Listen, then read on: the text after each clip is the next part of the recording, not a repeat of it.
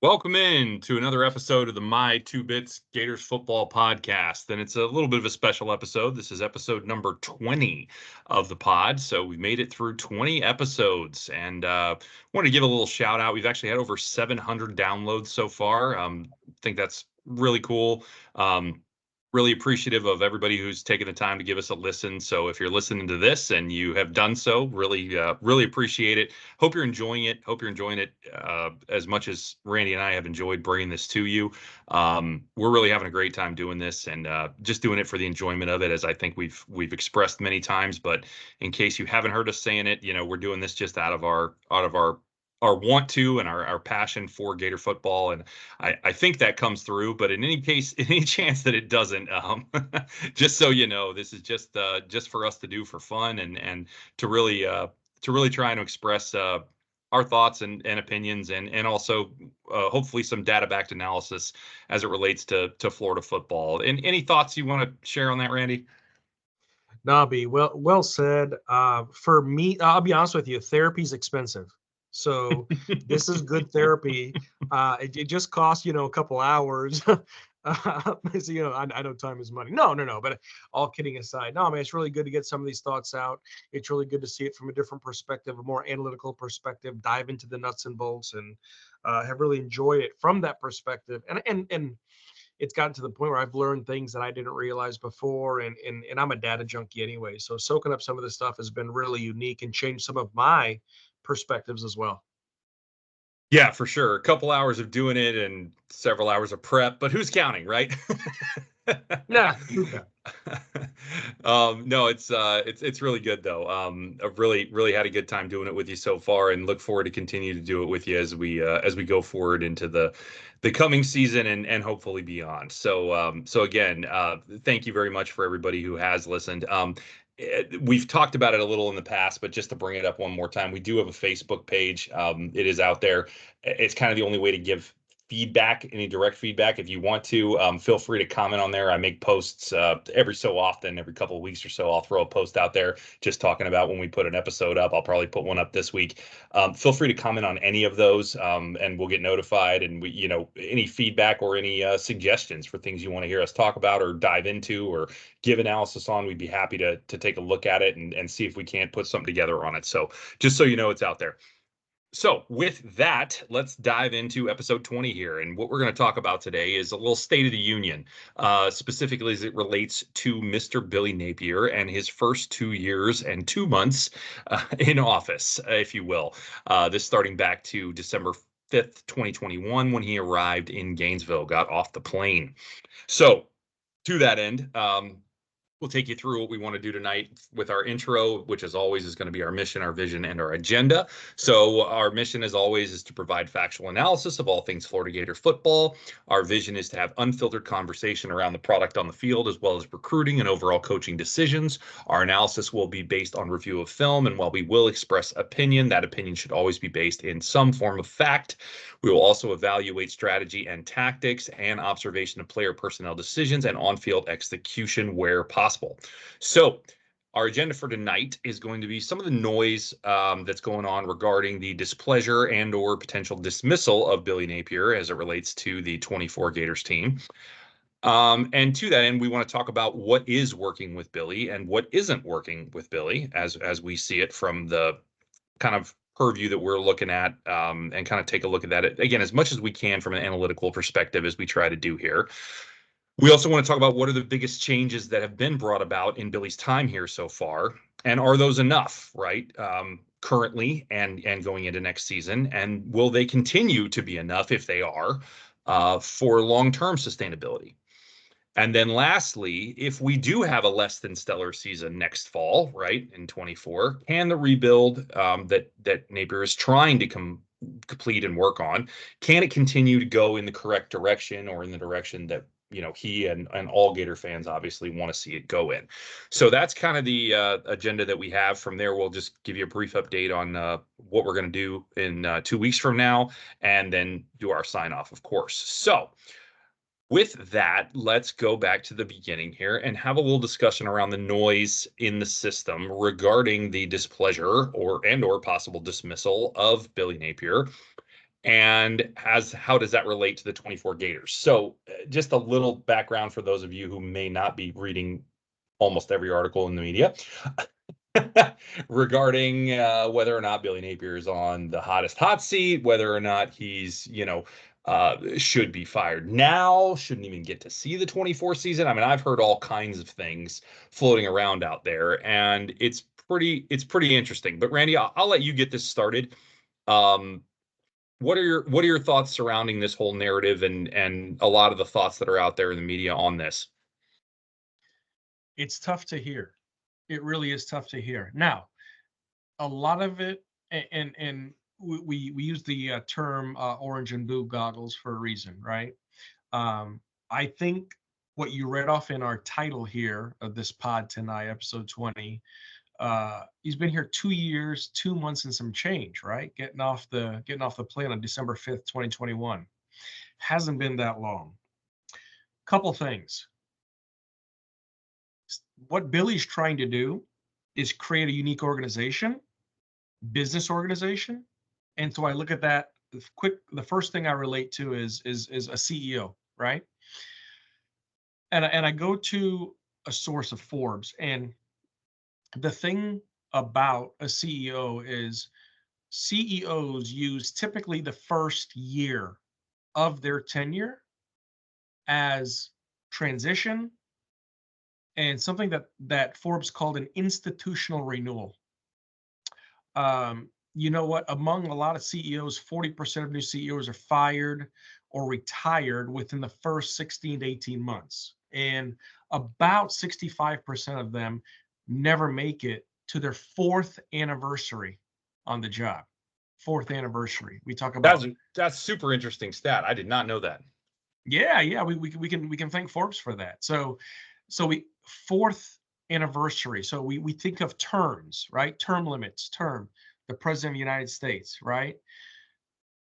How much time does a CEO, does someone of importance leading an organization need time for a culture, for a philosophy, for systems, for personnel to go in place? That's what's tough to hear, because in an era now where it's just about money and giving a guy a bag and winning and winning, and oh, by the way, and winning, it's just really tough to break through, you Yeah, know? yeah. Right. So you need a CEO that fits the company. I'll give you an example. Bill Perez, nobody knows that name, right? But tell you what, he was at SC Johnson for over a decade, was very successful, was very monumental with their growth, right? So SC Johnson, Yep. cleaning products, all that, candles and crap, right?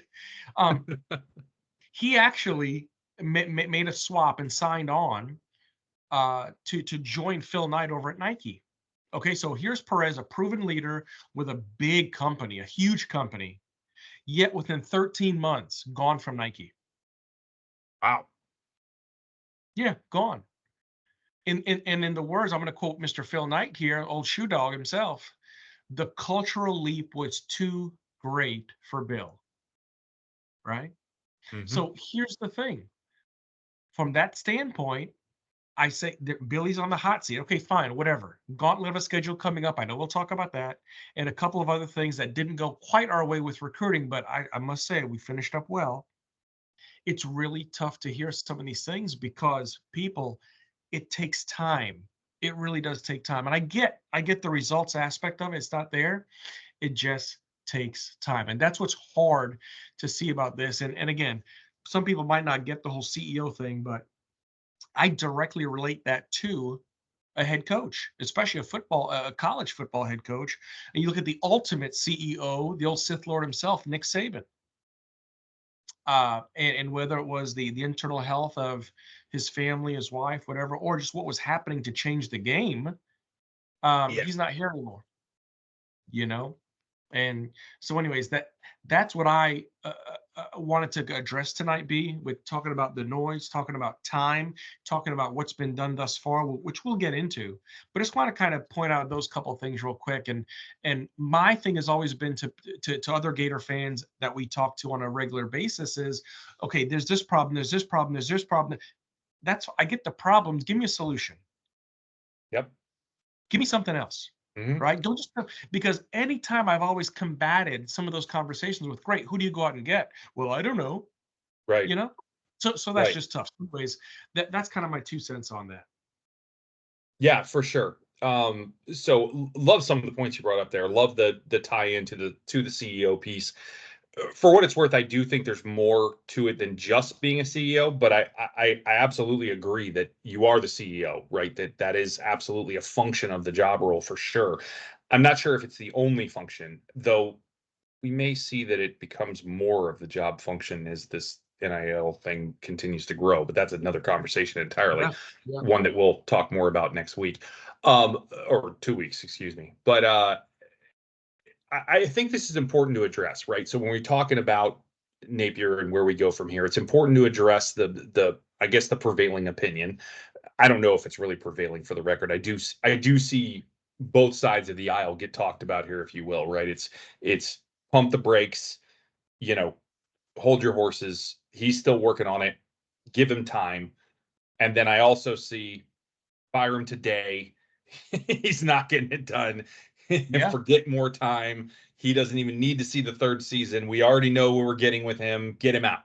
Right. So and there doesn't Yep. seem to be a whole lot of in between those two, which I guess there's not a whole lot of in between really in those two opinions. But regardless, it, it, I think what I see more of is, a negative, certainly a negative trend, if not a negative overall opinion at this point.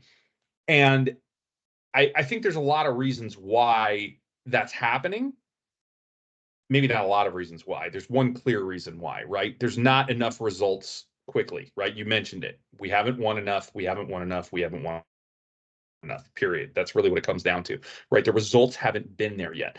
But I would make the argument that winning on the field isn't the only result that matters. I know, pump the brakes, hold your phone, don't turn off the pod, Gator Nation. Hang on. Yeah. Yeah. Because I agree that is the most important result, but it is not the only one that matters. And the reason I say that is look at the coaches we have had in the past that have had 10 or 11 win seasons. Were they good coaches? Was Jim McElwain a good coach?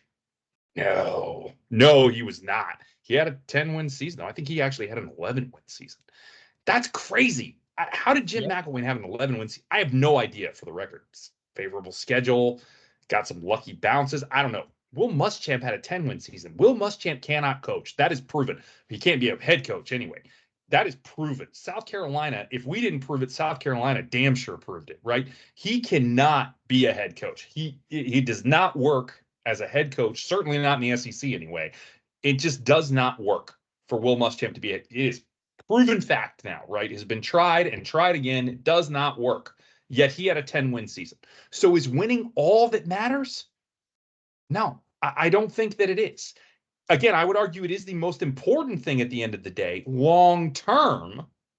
However, it's not all that matters. And I certainly don't think it's all that matters when you look at the upfront circumstances that Billy was presented with. And we'll talk more about that later. We'll get into some more detail in regards to that. But it's not everything, especially not in the beginning.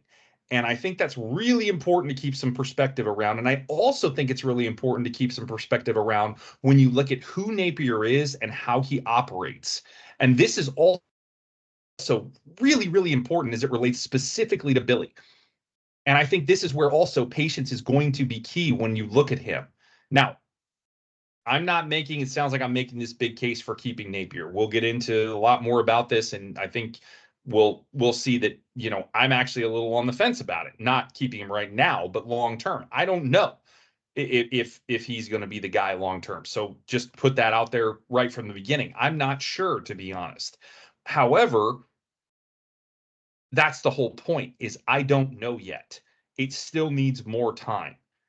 And there are things I want to see this coming season to help me make that determination and whether or not I think he should have more time. However,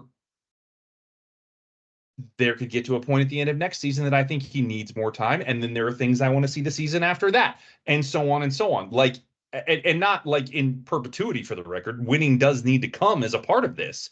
But I think it's really important to keep in mind that it's not the only measure of success. It's not the only measure we need to be grading on. It is certainly one of the most, if not the most important, as I said, but it's not the only thing that we need to be looking at. And I think to the point here, this is why he's been graded the way that he has, and everybody's trying to throw the book at him, or maybe not everybody, but a lot of people are trying to throw the book at him. So that's a really important thing to look at and examine to start this thing off, and kind of why, if you're hearing some of this talk, I think certainly why you are hearing it. But we want to dive in and kind of take a look at, okay, is that really right? And I think if you haven't already figured it out from listening to Randy and I talk briefly in this segment, we both think we're not ready to go there yet, right? It's too soon. There's too much that still needs to be established and potentially looked at before we're ready to make that decision. So to that end, let's take a look at what is working with Billy so far, right? Let's kind of examine that. So first kind of question in regards to this is Billy's ideal structure in place? Is his organizational chart complete? Well, before a couple of weeks ago, I would have said definitively yes. I think he's gotten that all together and put it all in place. And then we lost our strength and conditioning coach, and then we lost his second O-line coach, which I don't know that he necessarily needs, but he seems to think he does. So I think for the most part, again, the answer here is yes. Building the organizational structure out to what he wanted it to be should now be finished, other than, I'll say, the tweaks that are needed from year to year. So a couple of tweaks here. We did fill the strength and conditioning spot today. Mr. Miller, who was already on staff as an assistant, has actually been promoted to strength and conditioning coach. Actually really like the promotion. Bunch of guys within the locker room, within the team, were calling for this promotion after Fitz left the program. Pretty happy with this promotion and this hire. I like his range of experience. I won't get into some whole big talking point about this, but I think this was a good move. Additionally to that, I don't know what we're going to see happen with this secondary O-line coach. Probably at the end of the day, we hire another O-line coach, knowing how Billy values having two of these coaches and thinks the importance of this, really matters to the team. I think that's likely what you end up seeing here. I'm not a huge fan of this, organizationally speaking, but this is his structure, right? So the point is he has this in place now.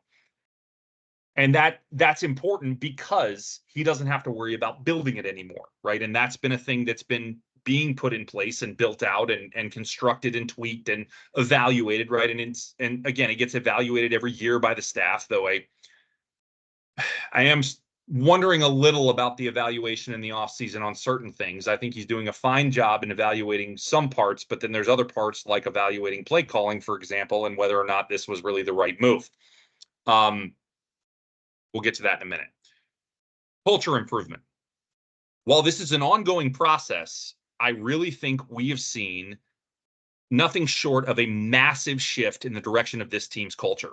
From when you look at when Mullen left here and the state of the culture of this program being in nothing short of shambles. If you look at comments and critiques, there was, again, a whole article, we've talked about it before, on the culture of the Mullen era and how just disgusting it was, quite frankly, in my opinion. And what you see coming from Napier's players as it relates to camaraderie, the development of the team, the development of the players as people, the overall sideline demeanor of the coaches and how they relate to the players during games, during practice, the whole thing. It's couldn't be more different. It is a massive shift in culture, right? It's huge. And that matters. Like, that matters in a big way, in a positive way, in my opinion. Like, without question, like, I don't think you can sustain long-term success regardless of talent, regardless of coaching, with a culture that Mullen had in place. I just don't believe you can. I believe ultimately your players are not going to care. They're not going to have passion to win for you. And no matter what you put out there, if your players don't have heart for the team, heart for the university, heart for each other, you're not going to be successful at the highest levels. Maybe you have enough success to be decent because of the talent, because of the coaching, because of, things that you're able, scheme, whatever you're able to put on the field, but you are going to be limited, period. What Napier is putting in place allows you, at least from the culture perspective, to be at the highest level, the absolute highest level, right? There are coaches that have proved this out over time. Dabo is the shining example of this, right? Dabo's culture is second to none, right? He has shown this time and time again. Now, I know Clemson's been down the last couple of years because of some talent stuff, because of potentially some coaching stuff, right? They're not the same without Venables, right? That's all been talked about. But ultimately, the culture in that program is historically outstanding. So this really, really matters. The last point I'll make here is recruiting. Despite some very challenging NIL headwinds, again, things we will talk about in a future pod. We get some really good stuff coming on this NIL pod in a couple of weeks. I'm excited to bring it to you, but we won't put the cart before the horse on that. Billy's recruiting has improved in ranking, and I would argue in overall class talent, regardless of ranking, each year he has been here, right? Each class has gotten better by the numbers and certainly by the talent at the positions. Overall, it has gotten better despite these headwinds that he has been running up against. Right now, you can make an argument for, okay, he didn't, put his staff in place the way he should have. He didn't handle some of the NIL challenges the way he should have. Okay, I'll give you that there have been some things that have not been handled by he and his staff maybe as best as they could have been. However, a lot of NIL is outside of his control. A lot of NIL is not in his purview.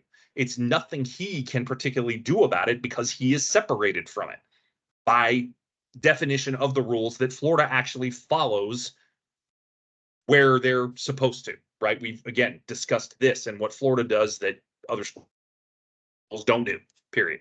So we won't get into that conversation again, but looking at this, there has been solid improvement there. So to me, when you look at it, building out his structure, the improvement in culture, and the improvement in recruiting have been the things that are really working well for him. That's where I would highlight. What do you got for what's working for Billy? Yeah, I would echo that, B, 100%. When you look at the structure's in place, the organizational chart's there. We just got to move around. He's playing chess a little bit, right?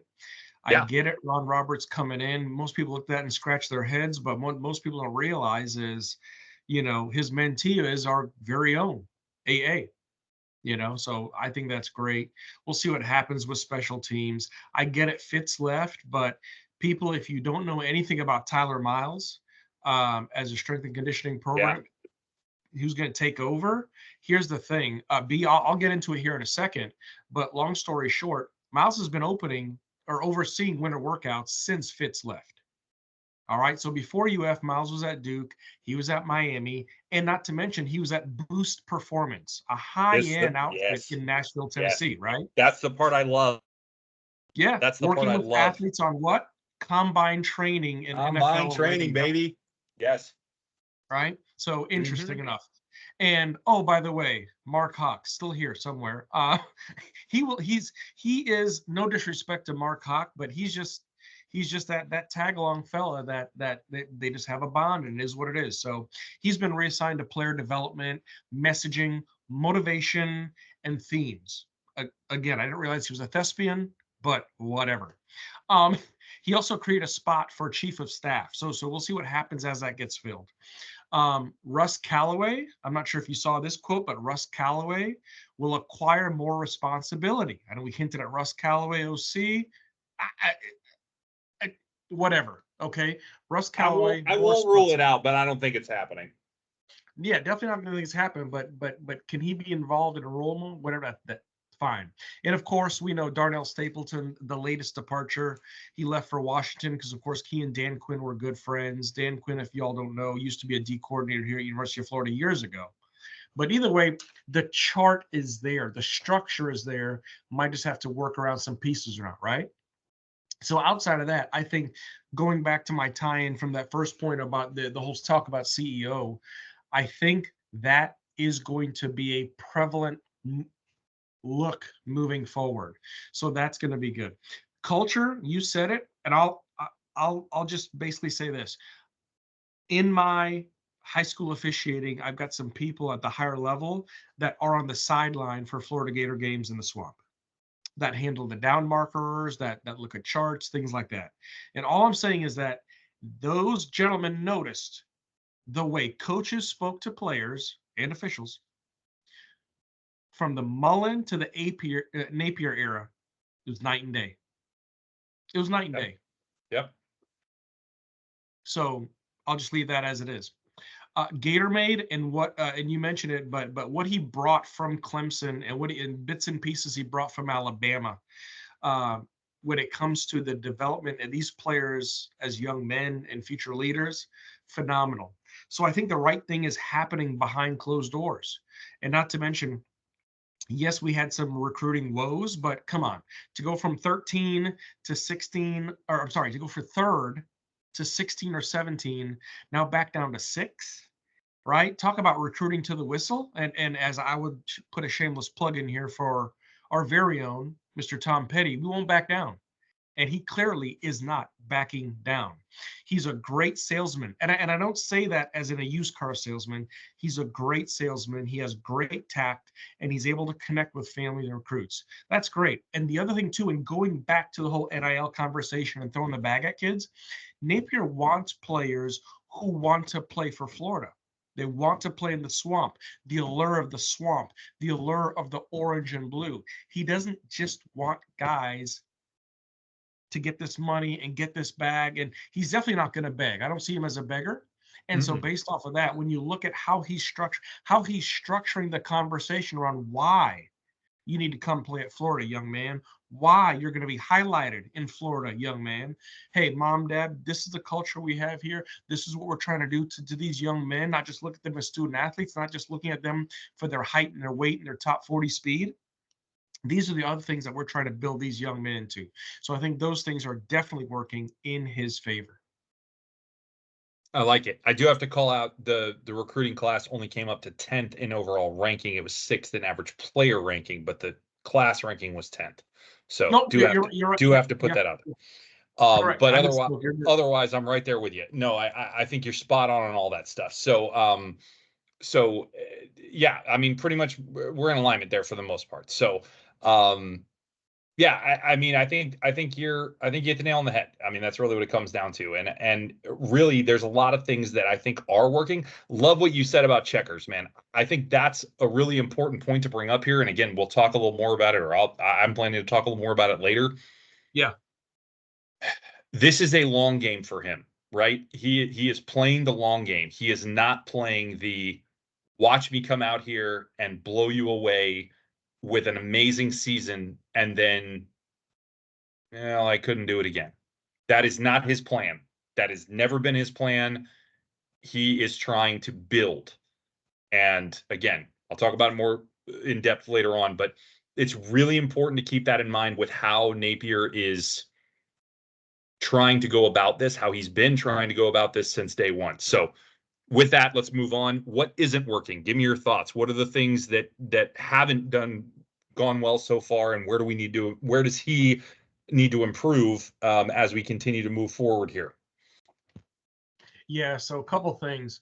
The eye test, right? Or as I think the popular term that a lot of people use post code was the optics, right? The eye test on the field, Yep. it didn't pass a lot of times, Yep. right? It just didn't pass. Speaking to culture, speaking to systems, speaking to organization. Shouldn't those things that are happening behind closed doors, that are happening in all those meetings, the player development meeting, the leadership team meeting, the athlete leadership team meeting, all those things, shouldn't those translate to on the field results? And I say that with Yeah. rhetorically, Yeah. but I hear you. I know. I know, and it's tough because, and I say that mainly because of what we saw last season, and I'll cite two things specifically, two games specifically. When you have those things in place, granted, it takes a long time for kids, especially young kids that are higher themselves and that are very talented and very physically talented, of course, to buy in to a vision, a mission. I get it. But at the same time, with all those things happening, and here's the thing, Billy's a winner. He really is a winner. I mean, what person does not like, what person is content with losing? First thing. Second thing is the close losses to Arkansas and Missouri. Yeah. Arkansas and Missouri. Now, there are some other games, of course, we know that were in question.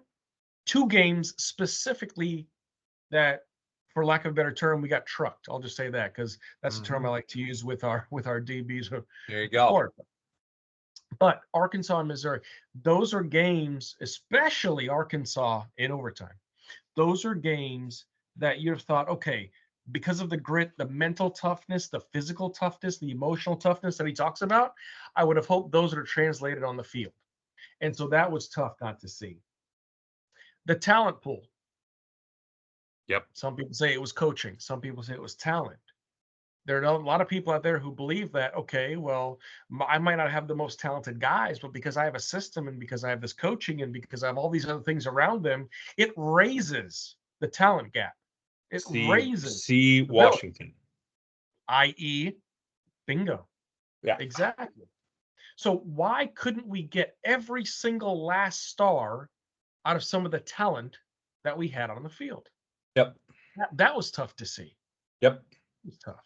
We talked about snaps. We talked about how many of our game changers, makers, that didn't get the right snaps. Yep. Okay. We started the season 5-2. We started season 5-2 and finished 5-7. Jiminy Cricket, are you kidding me? Yep. And then oftentimes ill-prepared, undisciplined, and we lost physical battles. I get it, we play in the SEC, but there are a lot of times in those games, i.e. conditioning, Yeah. that we looked gassed and we looked like we just got mauled in the trenches, whereas we know SEC football reigns.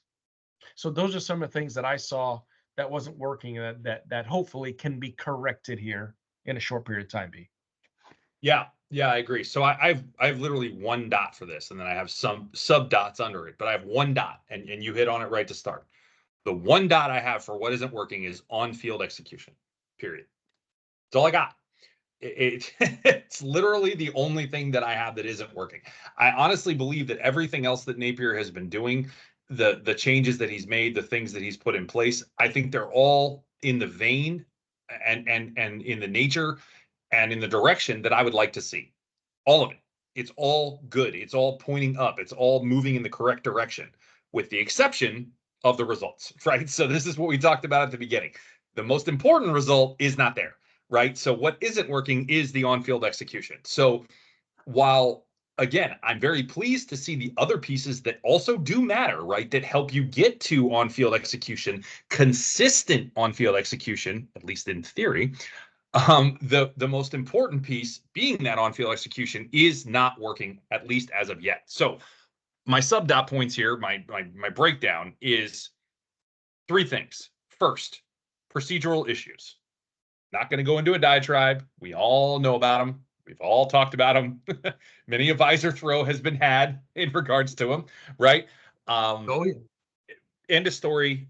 I expect that this will get better in 24 now that the organizational structure is built the way that it should be, right? Completed, done, again, for the most part, other than the tweaks.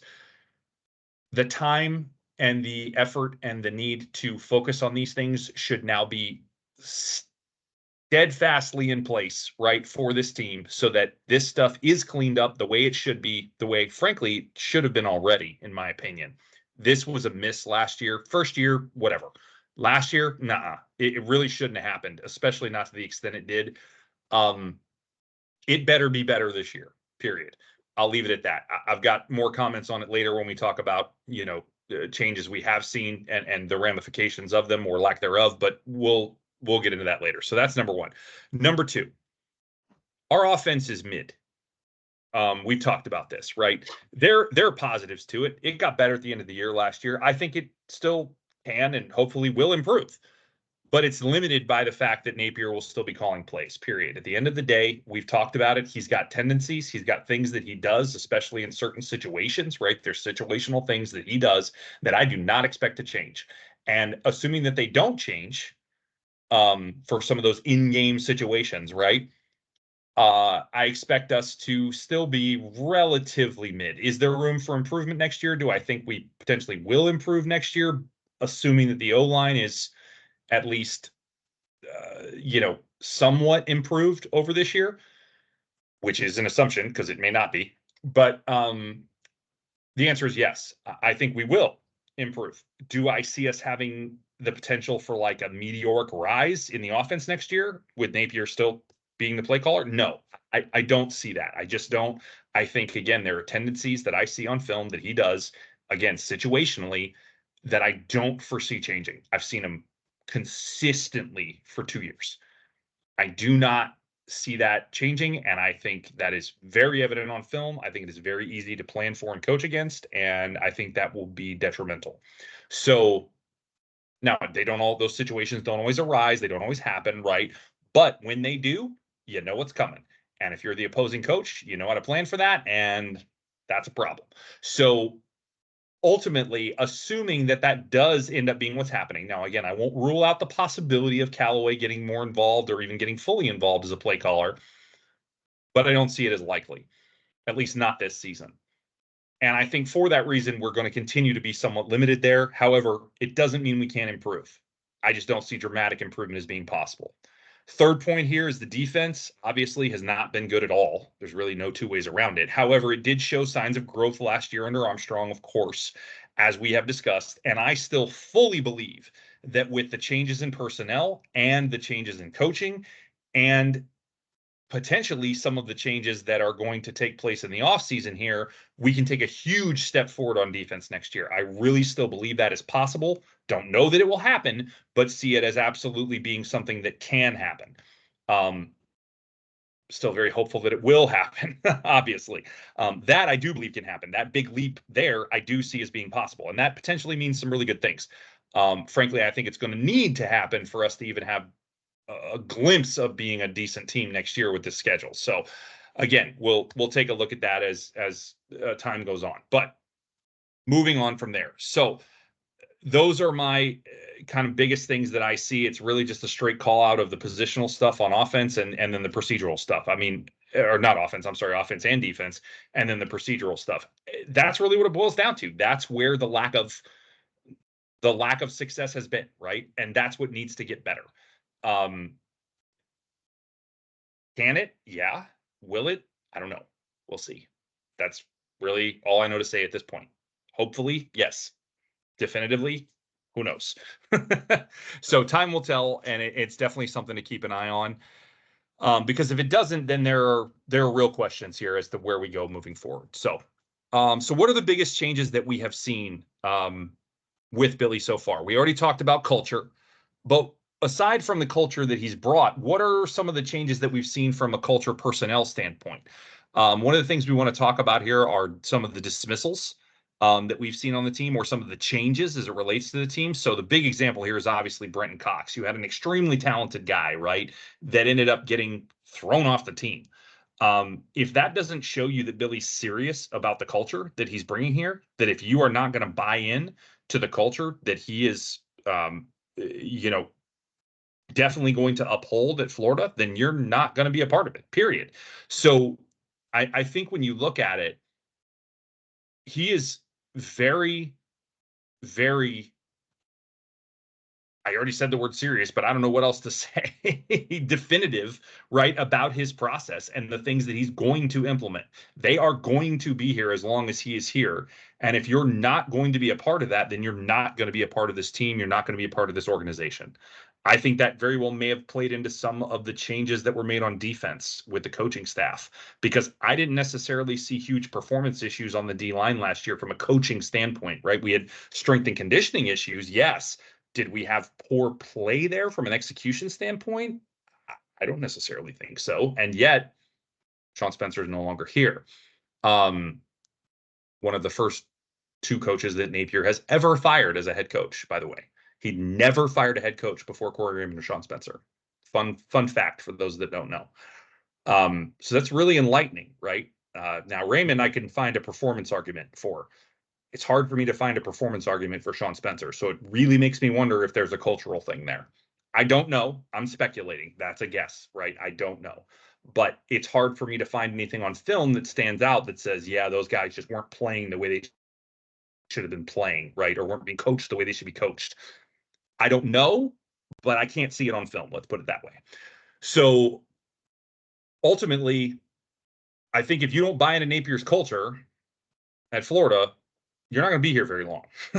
That's a big thing for him. You have to be a part of the direction he wants to go. Like you said, he wants guys that want to be here and want to be a part of the orange and blue and want to be a part of this growth, a part of this build, a part of this development, a part of this process.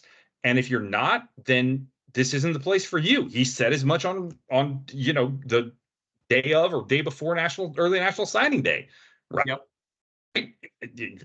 It's cool. If you don't want to be here, that's fine. It's fine. All good. Wish you well. I mean, that's powerful. That's powerful because I think he really means it. And it's a little dangerous potentially, but it's also really powerful to have that kind of belief in what you're doing. So that's definitely a change that we've seen. The other change we already talked about is the organization and the staffing, right? We've talked about it many times, joked about it, the picture, right? The organizational picture where you have more coaches than players, right?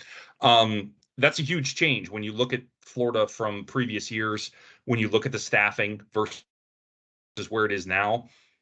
And it's huge. It's been a significant change under his tenure. The issue I most have with this is that we haven't necessarily seen those changes yield the results you would want, right? You should see organizational and procedural excellence when you have that many people looking at film. And it shouldn't just be penalties, right? Or getting the right players on the field or not having two number threes out there or whatever, right? Like it shouldn't just be that stuff. That stuff should be there, but it should also be like always making the right analytical decision in game.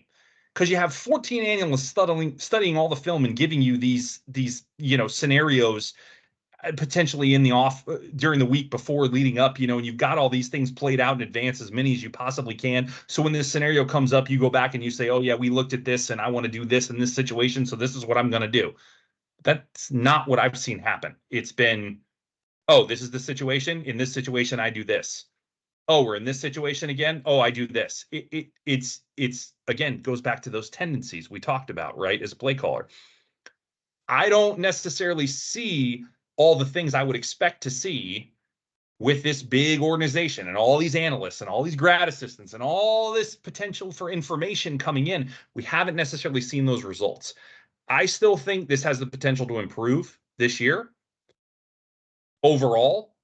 But if we don't see significant changes in multiple different areas, really, in regards to this, then I have big questions here in relation to how Billy actually looks as a CEO. Because it's one thing to put this staff in place. It's another thing to use it properly. And I'm not sure that that's happening if we don't see some of this stuff actually come to fruition this season. So those are my thoughts on the biggest changes that we've seen. What do you got for that? Yeah, I'm right there with you, line by line. This is very interesting. First is I was actually going to reference the team pick, right? Having more staff and coaches than actual players, which caught a lot of flack. Yeah, caught a lot of flack, right? Yeah. So that was huge. Obviously, Gatorade has to be mentioned. Gatorade's made a huge difference in these players and kind of what they're doing to build these players as young men. Discipline, the systems, the mental, the physical, the emotional toughness, those things are attempting and trying to be embedded into a lot of thick 18, 19, 20-year-old skulls. I get it. Ideally with that, hopefully, and you referenced Brenton, so I will not, but hopefully no more LSU incidents. Right? Yeah, for real. Because we have a high level of respect and ownership in what we do. And that's the other thing too. I two things I was going to quote him, you reference on early national signing day was, if you're on the fence about coming to Florida, then you shouldn't be here. Right. I know he caught a Right. lot of flack for that, but again, very definitive. Not, I mean, a lot of truth behind that. Okay, I know we're in this culture nowadays where it's really hard to listen to truth, but it is what it is. And then the other thing I like what he said about when the results came in, about the class and kind of what happened between early national signing day and with everything finished up here a couple weeks ago was we really went for high character kids that had high character leadership traits in addition to their production in the portal. So that's huge. You can see that build in right to the culture as far as what they're looking for and what they think that what he thinks that can help them improve upon that foundation of the culture moving forward. Situational football, I was going to say, has been lackluster. We know that because all these other things should translate, right? And the Yep. last thing I'll reference is the biggest change is hopefully we don't have Billy's not going to dress up like Darth Vader on Halloween. So on that basis, Love we it. have someone Love it. who I'm just saying, someone who is accountable, right? Someone who digs the ownership. He might dodge a question here or there, but at the end of the day, he's not going to be the kind of coach who is going to yell at a reporter, who's going to raise his arms, who's going to leave the podium. He's going to stand there and take it, and he might deflect a little bit, but at the end of the day, he knows he has to be that voice because his players are looking at him for that, and he's got to live that out first and foremost. Yeah, for sure. And for the record, he gets a lot of flack, I think, for not answering questions in press conferences. Keep it up, Billy. I don't care. Not Yeah. not don't answer every question. I could not care less how you perform in a press conference, right?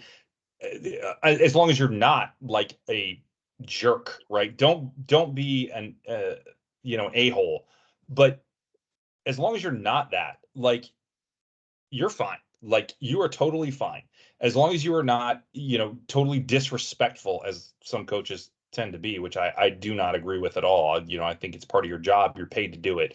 If you want to deflect, if you want to, basically give the political answer, right, and basically talk about nothing for 5 minutes when they ask you a question, I'm fine with that. I have no issue with that. As far as I'm concerned, you do not need to win the press conference in order to be successful as a head coach. I've never thought that was important.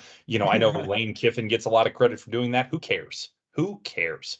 I never thought that mattered one bit, as long as you're not a jerk, because that I don't think is acceptable considering the amount of money you're paid, right? It's always ticked me off. Personal thing here.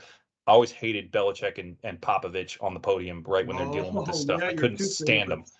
Could not stand them because I always thought they just had this horrible attitude with the media, and like they were always too good and too, it always felt like they were so annoyed to be there. And it's like, guess what? You get paid millions of dollars, and this is part of your job. So shut up and deal with it. So that always just drove me bananas. Don't be like that. But aside from that, like, I don't care what you do. Aside from that, I do not care. It's totally fine. So I never had issue with that. But anyway, total segue there, and apologies. But I'm very much with you on the rest of that. So to that end, are the changes that he had made, or that he has made, excuse me, are they enough? Um, Currently and going forward to next season, not beyond that, but just this year, right now, and going into next season, are the changes he's made enough? What are your thoughts on that? Um, it has to be. No, but seriously, when I look at all is it enough? I look at the changes over the past couple of years compared to the previous three, and it's been an Yep. absolute overhaul, right? You can't be doing all that behind closed doors for 2 years and not see some fruit start to bear. You Yep. really can't, right? And Yep. so I think this is what's tough, right? You have the gauntlet of this schedule, which according to 24/7, we have the I know we don't reference them a lot, but the hardest schedule in the nation. That was published a couple days Yeah. ago. But the Multiple other thing, multiple different sources are starting to say that now. yeah, it is. And but that's the thing. Outside of that schedule, all these other things are coming into fruition. And not to mention you talk about culture shift. One thing that we hadn't mentioned yet was the amount of purging of culture when you talk Yep. about Mullen players, right? Yeah, we didn't So talk about that now, a lot, but not just dismissals, but how many Mullen guys left in the portal, right? bingo. Like a ton left in the portal. So look at that. So Billy's got his guys, Billy's got his staff, he's got the structure, he's got, okay. Billy's proven he can do some things well. Now, with some of these things in place, you referenced it earlier, B, can he now take some of that weight? He still has a 10,000-pound gorilla on him, but did he alleviate 2 or 3,000 pounds off of it? Maybe. The offense is going to be the biggest piece, bar none. So in going into year 3, right? We can't not have all this other action behind the scenes and behind closed doors and leadership meetings and development and player development and roster development and personnel and this beautiful $90 million player facility, and all these things happen and nothing happens. It's almost like playing office, right? You're going to the office every Yep. day. You're going to the office. You're dressed up in the suit, the blazer, the slacks. You got the swag on. You got joggers on. You got the nice, and nothing's happening. You're not producing, right? Needs to happen. The other thing that has not been enough that needs to change. He needs a dog. Everyone knows the famous press conference years ago, right? We need more dogs, not Yep. cats, Yep. right? Not how's my hair, how's my headband, how's my swoosh? No, he needs some dogs. And so on offense, it's got to be either Trey or Graham. On defense, it's going to be either Wingo, Marshall, and yes, I know he's returning from injury, but Justice Boone has the ability to do that. So that's the biggest thing that's going to change with these impact players, with the addition of these younger bucks. That's going to take time. That's going to take develop. That's going to take nurturing. I get that. So those things have to matriculate. Let's face it, his play calling isn't necessarily why the Gators finished 5-7. Not fully. His Not fully. offense, No. Not fully. No. right? The offense was still ranked nationally number 18 or 19, depending on your source, as we found out doing this pod. Statistics don't always line up in national passing efficiency. Okay. And we get it. Eli Drinkowitz, Ryan Day, Jimbo Fisher stopped calling plays to spend more time on big picture issues. Fisher ended it differently, as we know. Look at Hugh Freeze and what he did, right? He focused more on recruiting. And if people don't remember, Hugh Freeze was the one who flipped Amaris Williams and Jamonta Walker. So there's some other things there that hopefully we see happen. The shift, either is Russ or somebody else coming on the OC side. But the one thing that I am confident, and I don't believe he said this just for quote unquote good sportsmanship, but if you all remember at the end of the Florida-Georgia game in the press conference, Coach Smart said, Billy Napier is doing the right things to be successful down there. Y'all just watch and see. Okay. I'll take it for what it is. But is it enough, B? For right now, it has to be. It has to work, because against the schedule's against him. A lot of other things are against him. But if this fall of 24 does not go swimmingly, or at least for we can see, if we can pass the eye test, and we can mean some really close games, and we can show a lot of effort, and we score about what? 6, 7, 8 more points a game. Here's a fun fact. Last year, points per game, fall of 23, 28.4 points per game. 28.4, right? Not that good. No, that's the problem with the stat. 60th. Passing efficiency may have been 18th, but 60th in points per game. Right. That's the Thank problem. you. 28.4, 60th FBS rank, right? In wins, our points per game, and only 5 wins. In wins, 35.8. In losses, 23.1. Yeah, good call. Unbelievable. Good call. Total yards per game, 409.1, 49th in the nation of FBS. Passing yards per game, 259, 45th in the nation. Rushing yards per game, 149, tied for 77th in the nation. Almost a 70-yard drop-off from the previous year. And, right. And then what he likes to talk about, explosive plays, 20-plus yard plays, 60 last fall, tied for 44th in the nation. That has got to change. And so with that, That's what I'm saying, man. So, so question about your answer. What does it has to be enough mean? Does that mean yes? Because I don't know what I'll that tell you. means. I'll tell you what. I'll make it a definitive yes, because with all this other crap happening behind the scenes, the shift in personnel, the shift in coaching, the recruiting, again, I get it. We're not a top rank, 1, 2, or 3 rank recruiting class, but some of the guys that we have coming in here, I think is going to make a huge difference moving forward over the next 2 seasons. Their impact will be felt on that field. So I will say yes. All right. Okay. I'll agree. I'm not a definitive yes for the record, but I will agree that it's a yes. Barely.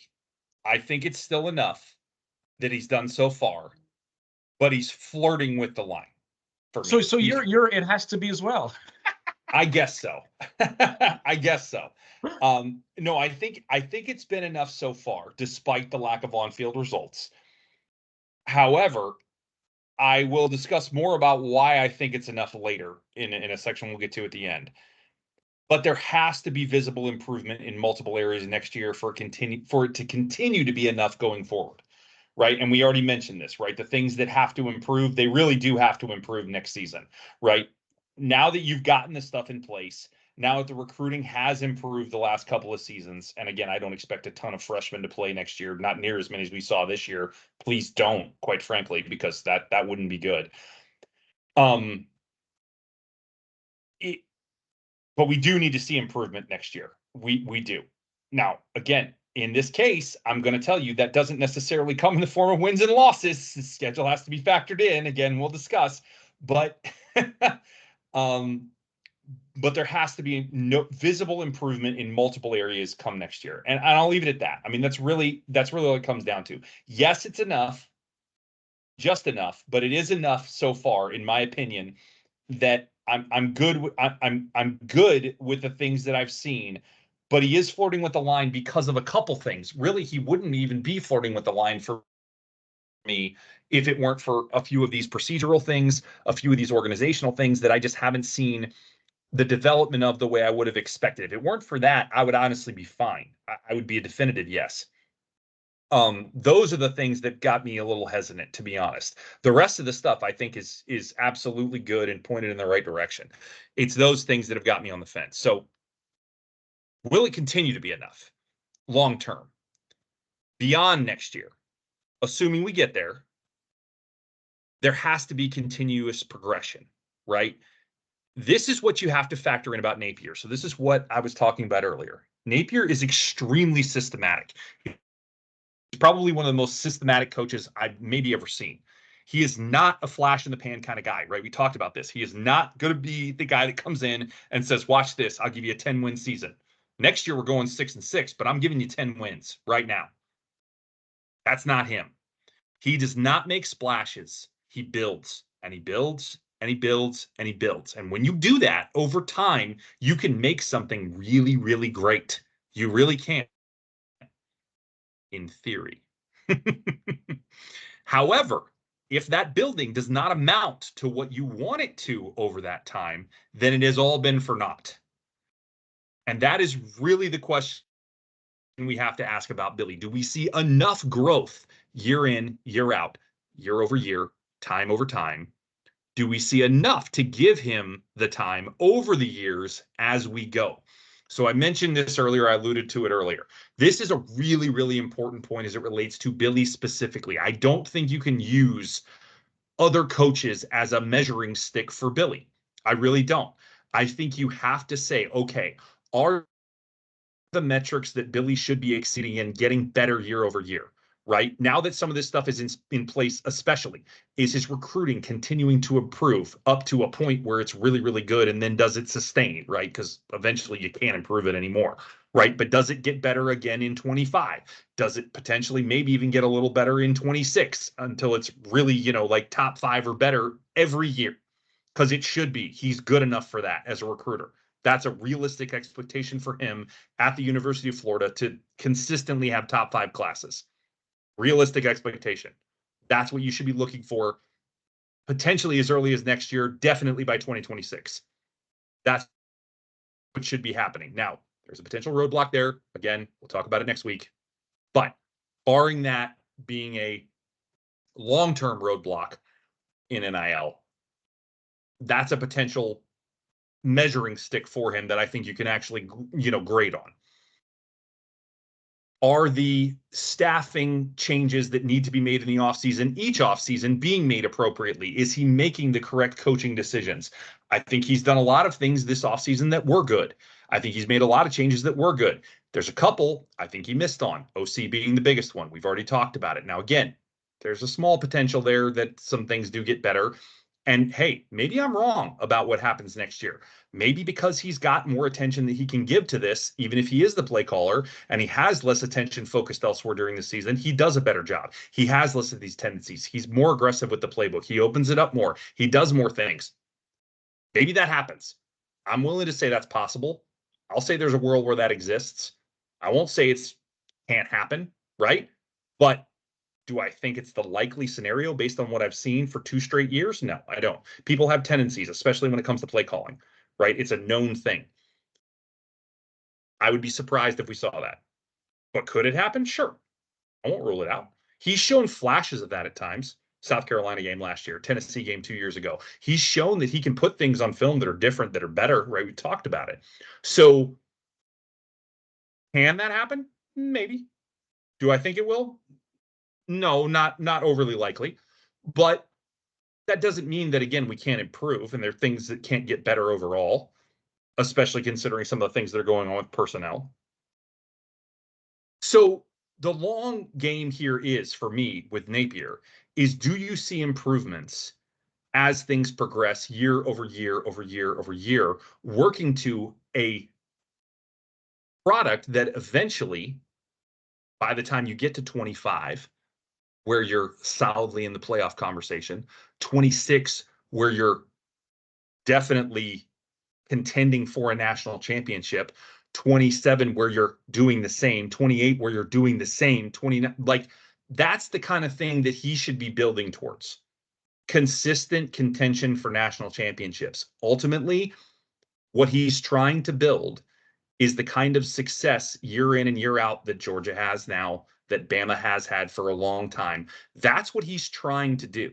Now, I know everybody says, well, everybody's trying to do that. Okay, but the way he's going about trying to do it is a very systematic, time delayed format to get there, right? Because he's building it piece by piece. And it's really, really important to keep that in mind. So if you see the progression in Napier as the years go along, and I would argue we did see some progression last year, but it wasn't as much as I would have liked, frankly. Last year was a little bit of a setback year for me. If we don't see some movement in that progression next year, I've got real questions, as we already talked about, as to whether or not this is the direction we want to continue to go as a program. I really do think that is true. However, on the contrary to that, if we do see progression, then I'm all in, because I think this is the kind of guy that can build you to a place where you have long-term sustainment. That's what this kind of building can do. Consistent recruitment, great culture, coaching that does work after you figure it out and put it in place and have your staff and have your organization. All those things that do work once you have them figured out. He shows that that can start to come into place this year. And again, doesn't necessarily mean it happens with record, but, and I'm not saying that like he should have another 5-7 season for the record. I don't think that gets it done. But there may not be some drastic improvement, right? We talked about it. 7-5 is a successful season next year with this schedule. It just is. But if you see 7-5 with a lot of close games next year, and that team looks better, because you can eye test it, that team looks better next year, and we go 7-5 and we're in a lot of close games. Yeah, I think in all likelihood, that's a very general way to say it. Obviously, we'll break it down as the season goes along. We'll review things we see on film, all that stuff. But if you see something that basically resembles that, I think you're in a place where you definitely look at holding him and seeing what happens going forward. So What do you think? Will it continue to be enough? Since we both answered yes, does it continue to be enough as we go forward with Billy? Well, I believe that's the $25 million question, right? Yep. Yep. Actually, for reference, so after 2024, Billy's buyout would be about 25.6 mil, which is 85% of the total 30.2 mil. The 85% is what was agreed upon on a buyout. So in 24, it's 25.6 mil. In 25, it's 19.3 mil. In 26, it's 13 mil. And in 27, the last year, 6.5 million. Okay. Lot money, right? It's almost $63 million. In other words, when you look at the recruiting piece, can recruiting continue to be strong? Yes. Can he continue to be a great salesman and connect and attract and bring him in? Yes. No different than a great employer having great benefits, right? To be able to attract, recruit, retain, and reward those employees. Can he evolve? I love how he says everything is constantly being evaluated in their system. Great, fine, but at the end of the day, we can also have paralysis by analysis. Okay, so I get the long-term thing. I agree with the long-term thing. I love the fact that he's playing chess, not checkers. But at the same time, sometimes your queen needs to be mobile to pounce across the board.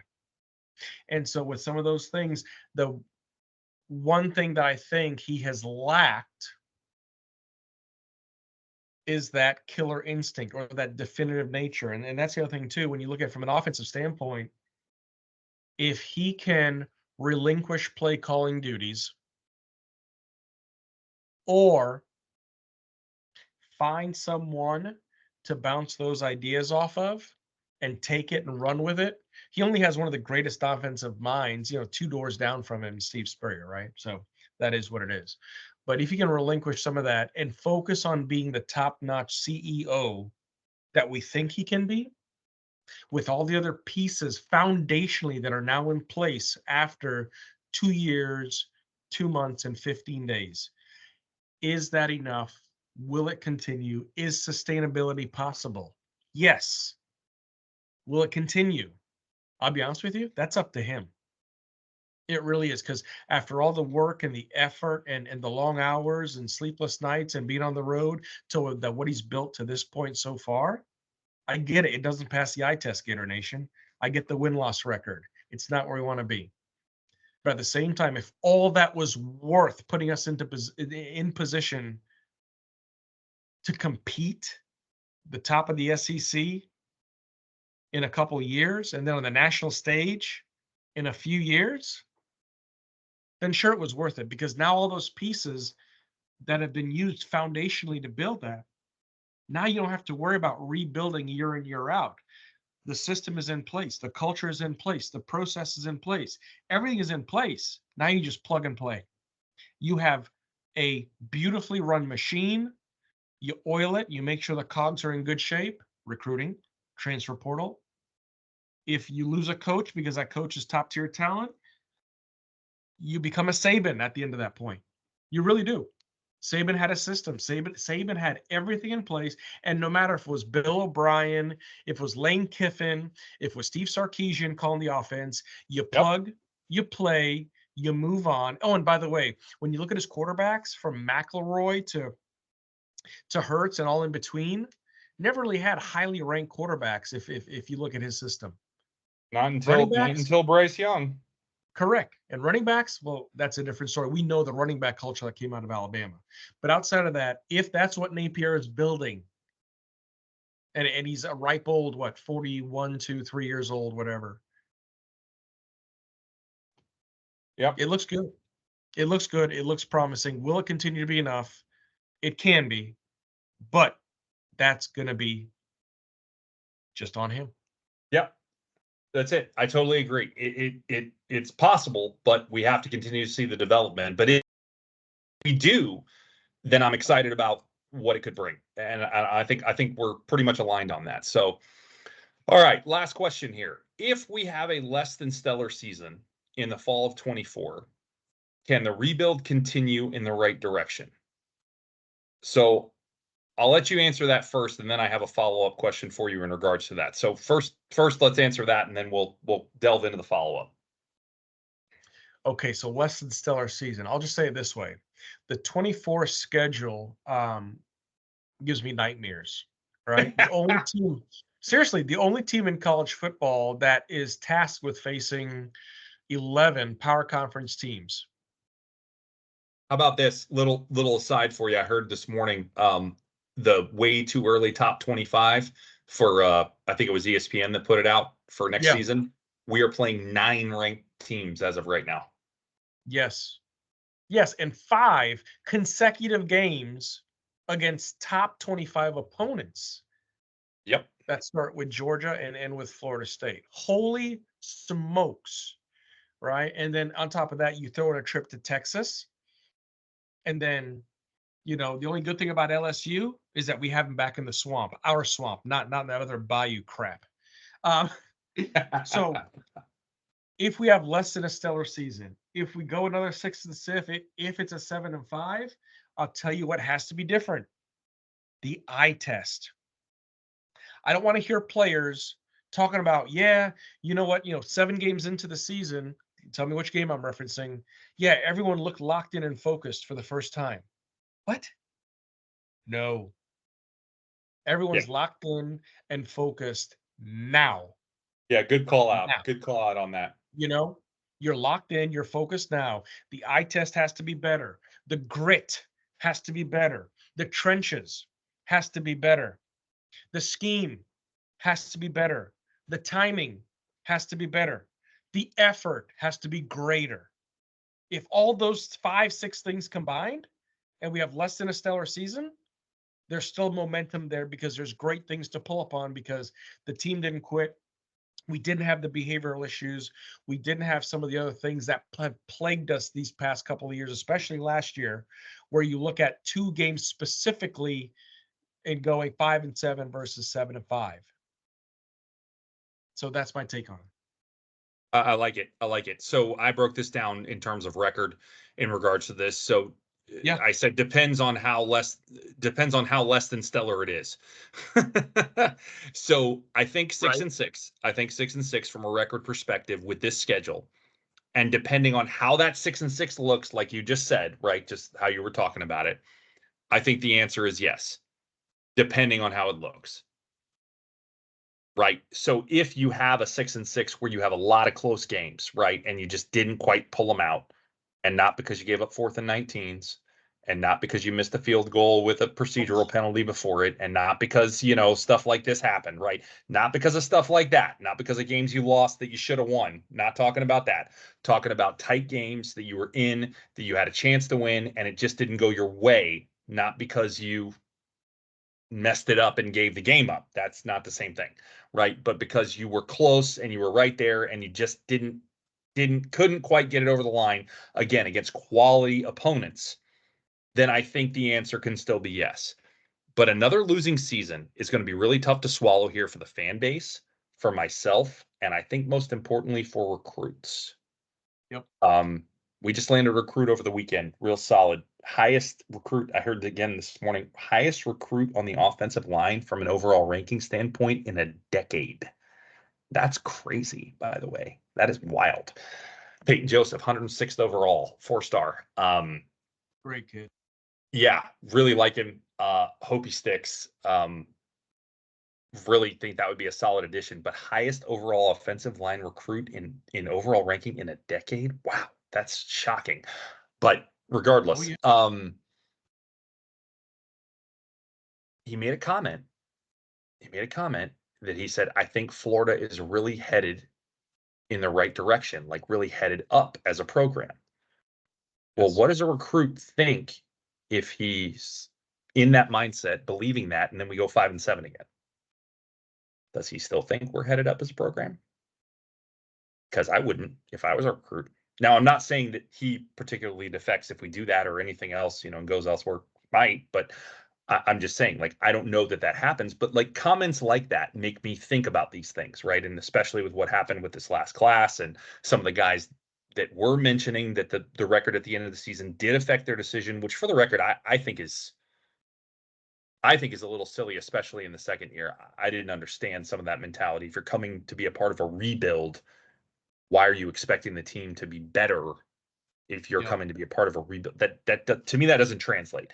But to the point of Mr. Joseph in regards to this, currently, I can actually see it because you should be getting better in the third year. You should be. And a lack of improvement in overall, despite this very hard schedule, there should be some improvement, even if it is only one game as far as wins and losses go. Yeah. There should be something. And again, it should be more than just the one game improvement. The rest of those games should look better. You shouldn't have double digit losses or I mean, maybe there's a double digit loss in there because we play Texas away and Georgia, those are tough games.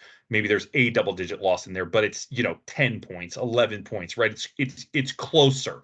It's not Yeah. 17 or 20 or, blowout losses, right? You're not getting trucked, as you say, right? Like it's a closer, more competitively played schedule throughout. And again, there's other things besides just the games, the record, and how many points are scored. There's also the other things that are more subtle that we will talk about, right? How the team looks, how they play, how they perform positionally and overall as a unit on offense and defense, which of course we will examine as we talked about. But those are the kind of things that I think you have to see next year for this to really continue to go in the right direction. So, as I said, follow-up question here. Considering that, how much weight do we put on roster talent, coaching, and culture to drive a winning program? And there's a reason we're asking this, and we'll get to that in a minute. But let's talk about percentages for this here. I'll give you mine first. For me, I put this at 40% roster talent.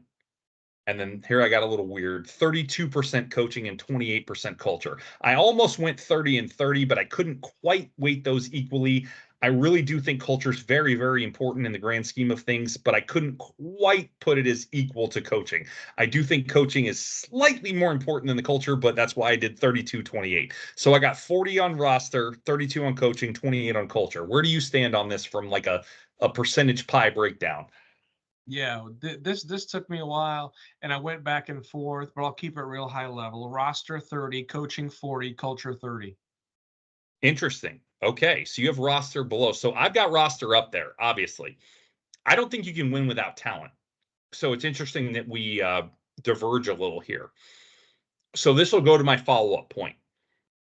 So based on these weightings, and this is kind of the ultimate question here, how much do we attribute the lack of success that we have had so far with Billy as far as on the field results go? How much of that do we put on Billy, and how much goes to what he inherited? So to that end, I'll throw a couple things at you. The talent composite for Napier's 2 seasons, and this only comes from 247, On3 doesn't do this. The talent composite for his 2 seasons, according to 247, is actually better than I thought it would be, for the record. I actually thought it would be lower than this, but it was 14th and 15th nationally for the 2 seasons he's been here so far. And it was actually worse last year than it was the season before, which is also interesting because I wouldn't have known that. The last time it was that low, you actually have to go back to or to find one lower, I guess I should say.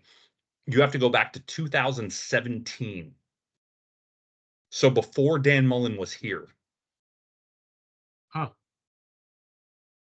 That was Mullen's first season, but right? Yeah, that was Mullen's first season, but it was before he had like his first recruiting class or anything else.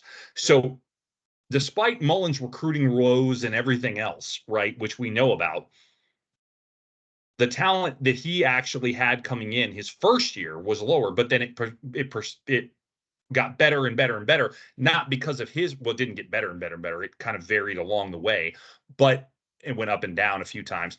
But the overall composite of what the team was made up of was better under his tenure significantly, but then dropped off significantly Napier's first year. And this is what we've talked about.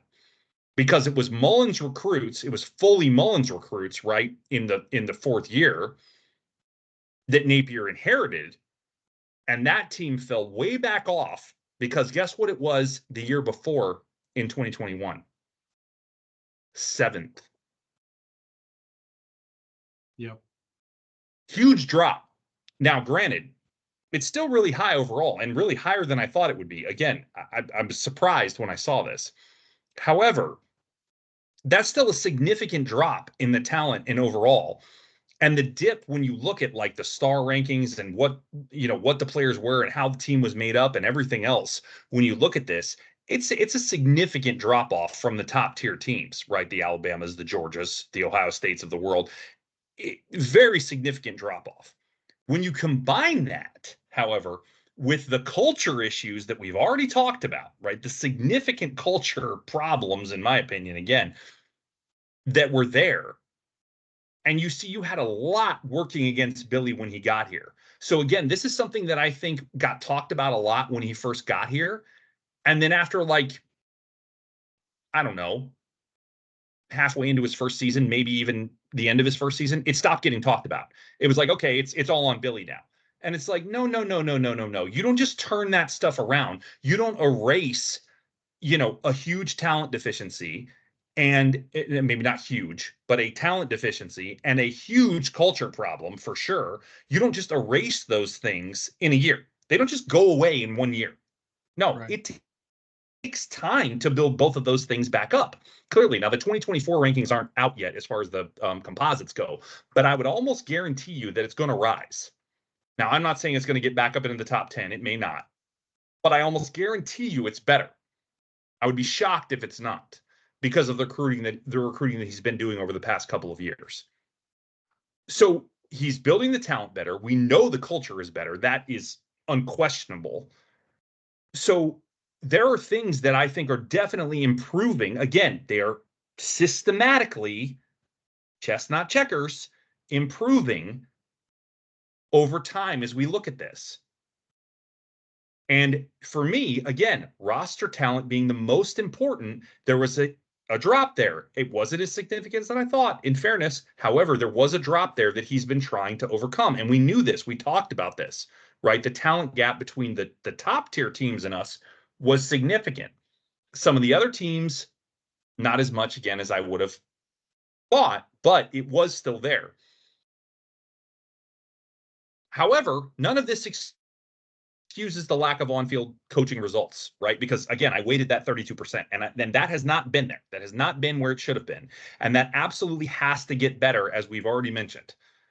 But I do see a path for that to get better as he continues to build the team, build the organization, being the process guy that he is. Again, as we talked about, I think that will come as time continues. So don't look for a breakout year next year because it's not coming. There is no breakout year coming next year. For those that don't know, DraftKings yet again set us with a 5.5 over under. Same thing as last year. Now, it should be noted with a much harder schedule, even though last year's schedule was hard also, but this one is much harder. 5.5 is an improvement in the ranking. That means they see the team as better, even though the win-loss is still the same. So that should be noted. However, don't look for a breakout year. It's not coming. It just isn't. Especially with this schedule. However, we should see improvement. And if we do, which does include at least a somewhat better results in win-loss, then in my opinion, there's a definitive case that Napier should be retained. However, if there's not, then we really have to question whether or not he should. So again, the ultimate answer, I alluded to it at the very beginning, is I don't know. That's where I'm at. I don't know. And that's kind of a weird answer to give right now, but at the end of the day, there's still more time that needs to pass before I'll know. But at the end of this season, I should know whether or not I think we should keep him for another year at least, or whether or not I think it's probably time that we, start to coach on. And I hate saying that because I like a lot of things about Billy, but ultimately there's got to be some improvement this year for me to think that we should continue with him. So I said a lot there. I probably maybe said too much there, but going back with your breakdown, talk to me about, based on your weighting, what you think the lack of success that we have had, how much of that should we put on Billy based on your weighting at 30, 40, 30? Yeah, so it's really tough because when you look at having a former offensive coordinator who was part of the glory days from 2005 to 2009, 10, and what he did, you'd have thought all those things translated when he was hired in 2017. It's a shame. The only thing that really translated on the hiring was off the field issues. Um, and Nice, nice. That's good.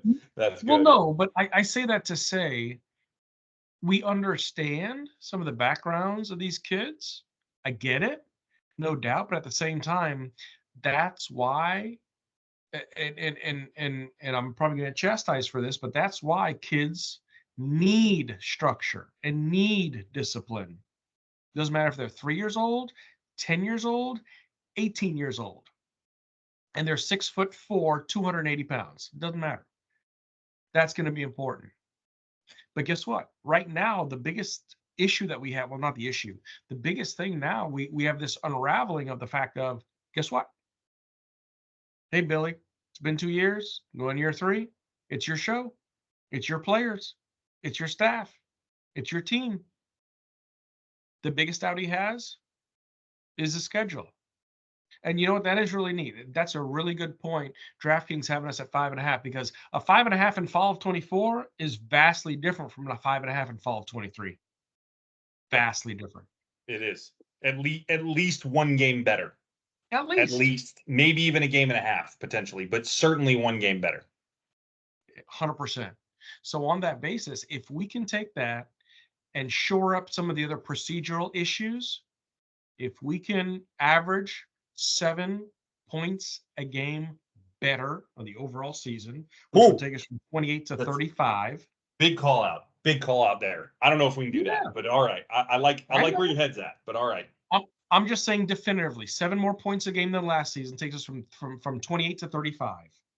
Ooh, when you look at you look at the offensive numbers right now, and if we go from 409 yards a game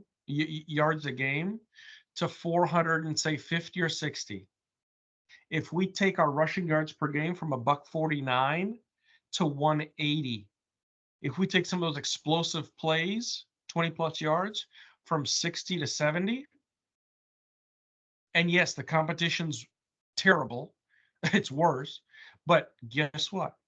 And we finish 7-5, absolute pandemonium. And people have to feel good about that season, because if we're close in games, if we're competitive, like you said, no blowouts, nothing past 10, 11 points, that's going to yield very good things to 25 and 26. Because the other thing that I'd heard, and I want to say, I don't want to quote this, but DJ Lagway was one of our earliest commits, right? Dating back to December of 22. It seems like forever ago. 23, but yes. No, you're right. 22. You're right. I apologize. 22. You're right. We got to go back to exactly. So God, when you look it at feels that, like forever ago. You're right. It does. It does. And so I look at that, and I look at some of the new commits that we have here for 25, and I see what they saw Lagway do, and Lagway's been in their ear and this and that and the other. Okay, great. The thing that I fear is Billy doesn't have that great. Let's say it is 6-6. Let's say it is 75. The optics, the eye test. Let's say the eye test isn't passed. B. I fear that if Billy is sent packing, DJ's gone. Yeah, that is a concern. That is a concern. I would agree with you. That concern is real. So I'll just leave it at that. Yeah, and if that happens, Gator Nation, if those things come to fruition, right? Let's say we go 6-6. Hypothetically, we go 6-6. Billy goes. Lagway decides there are greener pastures elsewhere because he wanted to play for Napier, and he decides to go elsewhere, wherever that may be. And I wouldn't speculate. Don't dark times are ahead. It's You a thought it Grimsley was you situation. you thought it was bad before. You thought it was bad before. So this is the thing I will say. You thought it was bad before. Just you wait. Oh yeah. Because I would challenge you that anybody coming into that situation with no quarterback on the roster, right, that is of any consequence, assuming that we don't have anybody coming in 25. I know we have some prospects on the list for 25, and assuming they even signed, Right. because they could potentially go as well. But let's say they did, and you'd have to potentially start the freshman or the transfer from Colorado State. Those Yeah. are your options. Big yikes. I don't even want to think about it. Big, yeah, I don't either. Big I know I yikes. said it. I I just don't mean, want to think about put 2 and 10 on the table, ladies and gentlemen, because that's what's in the future. Put 3 and 9 on the table. These are the potential records for 2025. If that scenario that you just said plays out, I don't give a damn who the coach is. How about that? Yikes. And the portal attrition would be massive. So all that work, all that ramp up, all that foundational building gone, and then I Correct. utter okay. So, right now, with everything else, if all this pans out at $7.2 million a year, he's a steal. And that sounds really Yeah. odd to say, by the way. That sounds really odd. Who No, else it do does, we but get you're in right. here? Yeah, But you're who else do right. we get in here to run the ship So at no less than 8 or 9, maybe 10 mil a year? Who's going to come in to do that? Because I'm this is sorry, can't. yeah, and this is a really good point that you're getting at. So I don't care whoever's listening to this and wherever you might be, as we like to say, right? This is a really, really important point. No matter how you feel about Napier, whether you love him, whether you hate him, you need to be rooting for him next season. Yeah. You really do. You need to be rooting for him to take this team to a minimum, in my opinion, of 7-5, hopefully 8-4, which frankly is going to be really hard, but a minimum of 7-5, which is a damn good season, as we've already discussed. And you need to be rooting for that if you're a fan of the Florida Gators. And the reason you need to be rooting for that is next year is not the year that you can afford to lose him. You need to have Lagway come in here and have a year as a starter first, because if he gets that, even if he gets that, then maybe you can afford to lose Napier, and then maybe he stays because he's had a Yes. year at the helm. Right? He has a better chance of staying in that scenario, in my opinion, like a significantly better chance of staying, in my opinion, at that point in time than he does if he hasn't had that yet. I think he is much more liable to transfer, to your point. And if that happens, we are in deep, deep trouble as a program. The future is, I mean, it is the darkest of timelines coming for the next year, 2, maybe even 3, depending on who we hire and where we go. It would be not good at all. It would be a rough time to be a Florida football fan, as rough as we have seen for significant time consecutively in a long time. So, in my opinion, you need to be a Napier fan next year, and root for him to do as well as humanly possible up against this juggernaut of a schedule, Mm-hmm. so that we do not run into that potential scenario, because I think retaining him is the best case scenario. And for the record, I'm not rooting for it if it's not the smart move, but we need to hope that it is the smart move, because it needs to happen for the future of this program, because Yep. without it, we're really, I mean, we're in the potential for that to happen. What you just said is real. And honestly, it's maybe even probable. It's scary. It is a scary scenario if he leaves after next year, or if he is dismissed, he wouldn't leave. But if he is dismissed after next year, the potential ramifications of that are frightening. They are frightening. And I don't want to see that happen. I don't want to see what that fallout looks like. You thought the fallout after Mullen was bad. I think this would potentially be significantly worse. It's my opinion. I could be wrong, been wrong before, but I don't think I am, because I think, to your point, Lagway being the key position there probably leaves. or at least is likely to leave. And that would just be detrimental. So anyway, we won't belabor that anymore. I don't want to get caught up in the negative any more than we already did. But that is really a significant thing to look at. So hopefully, having said all of that, and hopefully having gone through all of that, we do see this improvement that we want to see next year. And we do, get to a place at the end of 24 where Napier does look like still the, potential future of this program. But again, I won't call for it if we don't. I don't think either one of us will if we don't think that's the right way to go, regardless of the fallout, because ultimately we don't want to stay mediocre. Even if it does mean keeping Lagway and potentially being, moderately successful or even, better than we have been in recent years, it still means that there's a ceiling on it because of the limitations that Napier has, right? And that's what we would have a problem with. So ultimately, at the end of the day, we want to get to a better level, even if it does mean going through years of darkness, right?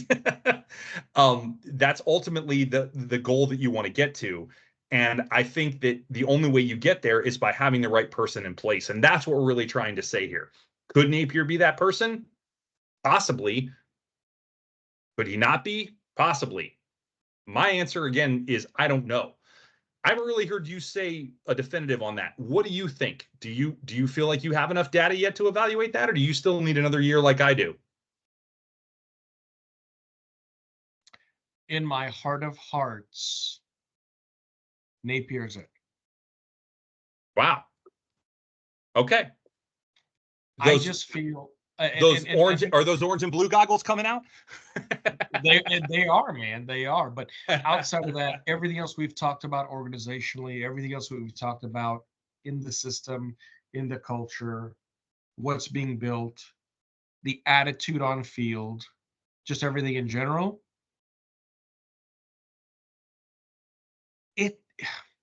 Yeah, I cannot imagine. I get why you're there. Yeah, I just can't imagine the stress involved. He's got a family, he's got 2-3 kids. I cannot imagine the stress involved. Not just an NFL football coach, a college football coach, a Power 5 conference that is the number one public institution in the nation. I mean, it's just crippling stress. How he deals with it, I have no idea. I was a faithful guy, so that I'm sure that has a lot to play in with it, but all that building, all that work, all that opportunity, the getting there, and then step back and 2 steps forward and 5 steps back and 1 step forward and 6 steps back. You can't tell me that he's not being built, and this program is not being built for something greater. I won't accept it. No, I hear you. And I know with how much you value the culture piece and what Gator made, means to you, if you will, and how much kind of pride you take in the pride of the sunshine piece, right? Yeah. I know how much that means to you and how much value you put in that segment of what we talk about and what he's doing and everything else. It makes sense to me why you think he's the guy, because it's clear to me that is of extreme importance to him, right? We talk about it a ton, but it shouldn't be undervalued. And I agree with that. I think that goes a long way. I wish that was more important, really, in the grand scheme of things, honestly, because I think it really does matter. For what it's worth, I wish there was more value placed on that societally. For not to get into a philosophical debate here, but I wish there was, because I think it's really important too. So I get why you think he's the guy, because of the value and importance he places on that stuff. So it makes sense to me now that I think about it, that you're already sold. Yeah, I get it. I do. For me, again, I want some more data is really what it comes down to. I want another year of data. And once I have that, then I think I can make a more accurate assessment, especially knowing some of the things that I know that have transpired this offseason. So I want to see where that leads us and where that takes us and where we go from here. But to that end, I'm interested to see where that goes, and I'm excited to see how it plays out next season. I do have some things that I'm really looking forward to see next season, despite the fact that this is not going to be like some banner year for us. I'm really interested to see some stuff from this team next year. I'm really interested to see some things play out. And we'll obviously talk more about that. I won't get into it now, but yeah, really some fun things to watch next year. Some young talent, some developing talent, some young coaches, some developed coaches, right? A lot of different things that are going to be cool and fun to see play out on the field. So hopefully we don't have to get too caught up in some of the stuff that we got a little caught up in this season because of some stuff that happened. Hopefully that gets cleaned up and we can just focus on more of the fun stuff. That would be my hope, but we'll see what happens, right? So to that end, we'll wrap this thing up. We will, as we have alluded to more than once, or I have alluded to at least more than once, have a pod in 2 weeks. It will be 2 weeks from today, which is March 5th, I believe. So we will be dropping a very interesting pod on NIL. We have some really cool information from a source close to the program. We'll leave it at that. Some really interesting stuff that we will be coming to you with in regards to that information and some talk tracks around that. So we're really, really excited to bring that to you. We were debating on whether or not we could even do a pod on this because of the lack of information that we could really get on NIL. And then Randy came through with a super cool source for this. He was able to kind of pull that out. So kudos to Randy on that one. Can't cite the source, but we'll just say that it's a definitely a reliable one, and we'll leave it at that. Maybe talk a little more about it when we do the pod, but very, very interesting information that I think we're going to be able to share with you in regards to the NIL situation for Florida specifically, and then maybe overall a little bit as it relates to college football and kind of where things are. We've talked about it to an extent already as it relates to recruiting, but I think we'll be able to kind of do an overall picture of this, at least where it is right now. Obviously, this is kind of an ever-changing landscape currently, so certainly subject to change in a lot of areas. It'll be interesting to see what comes out of this lawsuit with Tennessee and Virginia. But for Right. now, we have some really interesting insight that I'm personally, I shouldn't say personally, but we're both really excited to share with everyone.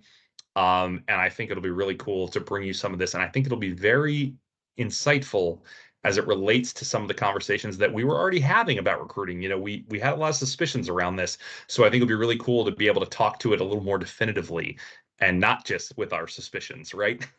So Exactly. really looking forward to that. Anything you want to talk to around that? No, it's just eye-opening, Yeah, insightful, and a lot of questions answered, which yeah, unfortunately brought up more questions. But at the yeah. same time, the perspective was good just to understand kind of what's going on, why certain moves are being made. And yeah, we look forward to bringing you that in a couple of weeks. Yeah, and why certain moves aren't being made. Yeah, So, fair. yeah, no, really, really interesting stuff. As Randy said, really looking forward to bringing it to you. I hope you'll all take the time to give us a listen on that. I think it will be very interesting to be able to get into that discussion. But that will come your way in a couple of weeks here. As I said, on the 5th is what we're projecting for that. It should be on the 5th. But until then, we will say our farewells for this evening. So with that, wherever you are and whenever you may be listening, thanks for taking the time, and we'll see you around, Gator Nation.